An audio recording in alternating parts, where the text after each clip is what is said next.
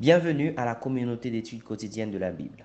Nous sommes heureux de pouvoir être avec vous autour de la parole de Dieu pour essayer de tirer quelques leçons cruciales pour notre croissance spirituelle. Nous continuons toujours et encore à vous dire merci pour votre fidélité à cette émission. Merci pour vos partages de nos différents contenus. Nous allons prier avant d'aller plus loin. Que tu sois remercié, Dieu trois fois saint, pour tout ce que tu es, pour tout ce que tu as fait. Merci encore une fois pour la grâce que tu nous accordes de connaître ta parole, ta vérité. Nous avons besoin de te comprendre davantage, encore plus que hier, aujourd'hui. Nous te demandons de nous ouvrir les yeux et de permettre que nous puissions tirer l'essentiel de ton message. Au nom de Jésus, nous te prions. Amen. Aujourd'hui, lundi 3 juin 2024, nous abordons la mort dans l'Ancien Testament. Mais je vous fais rappel que nous étudions la leçon 10 et dépendamment de la version de brochure que vous avez en main, vous allez constater que le titre peut être le spiritisme dévoilé ou encore le spiritualisme dévoilé. Ce sont deux termes qui se ressemblent mais qui ont quelques points de différence. Et c'est pour cela que je prends le soin de vous faire part d'une définition de chacun de ces termes. Selon Larousse, le spiritisme, c'est une doctrine fondée sur l'existence, les manifestations et les enseignements des esprits, et le plus souvent des esprits humains désincarnés. C'est un mouvement qui crée des liens épistémologiques avec des traditions anciennes. Le spiritualisme, de son côté, c'est un mouvement religieux monothéisme qui est fondé sur la croyance en Dieu et qui se distingue par la croyance en une communication possible avec les morts. Ceci pouvant être constaté par de simples individus ou des médiums entraînés dans le but de recueillir des informations sur la vie après la mort. Donc, dans la leçon, il y a l'un de ces termes qui est réellement développé. Ce qui est réellement développé, c'est le spiritualisme dévoilé. C'est ça le titre qui est réellement développé. Le spiritualisme dévoilé. Le verset à mémoriser dit: car le Seigneur lui-même, avec un cri de commandement, avec la voix d'un archange, avec le son de la trompette de Dieu, descendra du ciel. Et ceux qui sont morts dans le Christ se relèveront d'abord. Ensuite, nous les vivants qui restons, nous serons enlevés ensemble avec eux dans les nuées à la rencontre du Seigneur dans les airs. Et ainsi, nous serons toujours avec le Seigneur. Selon 1 Thessaloniciens 4, versets 16 et 17. Comme je vous l'avais dit, le titre de la leçon d'aujourd'hui, c'est la mort de l'Ancien Testament. Nous allons lire quelques textes bibliques avant d'aller plus loin. D'abord, Psaume 6, verset 6. Car celui qui meurt n'a plus ton souvenir. Qui te louera dans le séjour des morts? Psaume 115, verset 17. Ce ne sont pas les morts qui célèbrent l'Éternel. Ce n'est aucun de ceux qui descendent dans le lieu du silence. 1 Roi 2, verset 10. David se coucha avec ses pères et il fut enterré dans la ville de David. Toujours dans 1 Roi, chapitre 11, le verset 43. Puis Salomon se coucha avec ses pères et il fut enterré dans la ville de David, son père. Roboam, son fils, régna à sa place.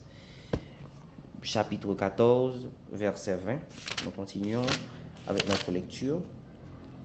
Chapitre 14, verset 20, qui dit: Jéroboam régna 22 ans, puis il se coucha avec ses pères. Et Nadab, son fils, régna à sa place.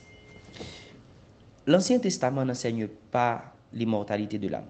Il n'enseigne pas non plus qu'après la mort, les fidèles s'élèvent jusqu'à la félicité du paradis pour l'éternité ou que les impies descendent en enfer où ils brûleraient pour l'éternité.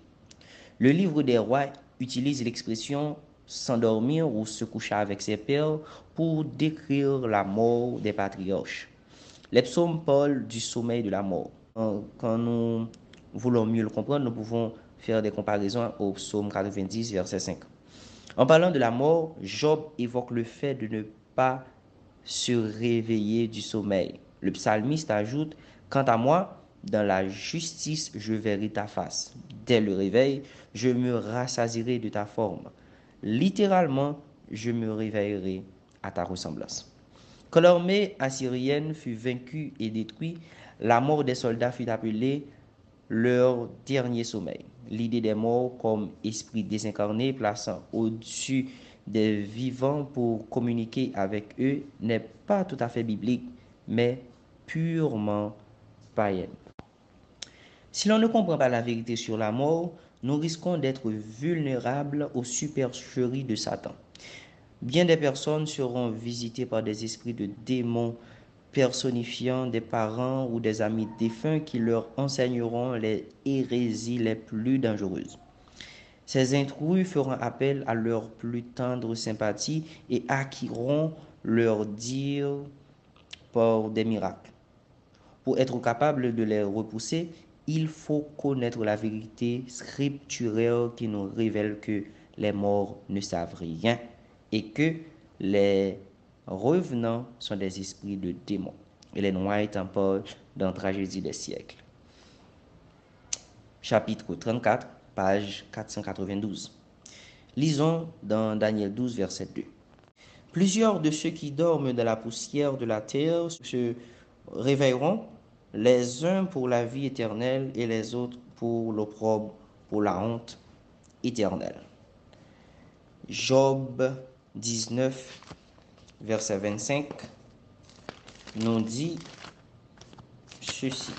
Job 19, verset 25. Mais je sais que mon Rédempteur est vivant et qu'il se lèvera le dernier sur la terre. La mort est un repos dans le sommeil jusqu'à la résurrection. Aucun esprit désincarné ne plane au-dessus des vivants pour communiquer avec eux. Bien que les païens croient en un monde des esprits, les Israélites comprenaient la mort comme un sommeil se prolongeant jusqu'au matin de la résurrection. Certes, nous pleurons nos morts, mais pour ceux qui meurent en Christ, voyez les choses de la manière suivante.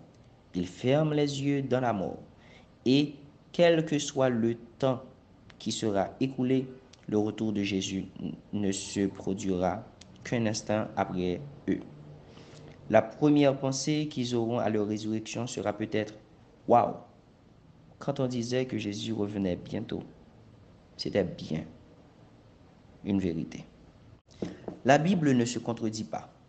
L'Ancien Testament présente la mort comme un profond sommeil dans lequel est plongé l'être humain. Ce sommeil est définitif jusqu'au jour où Jésus reviendra.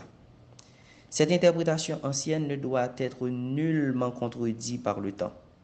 L'histoire de Saül a fait couler beaucoup d'encre sur le sujet de l'état des morts. Mais aucun argument n'a jamais pu, ne tient pas et ne tiendra jamais tête aux vérités bibliques qui font clairement comprendre que Saül n'a jamais vu le prophète, mais plutôt le diable avec sa forme et son image. Accrochons-nous donc aux vérités bibliques plutôt qu'aux idées mondaines et maléfiques qui opposent nos perceptions de la réalité à ce qui est clairement dit dans les Saintes Écritures. Écoutons et soyons obéissants. Dieu vous bénisse.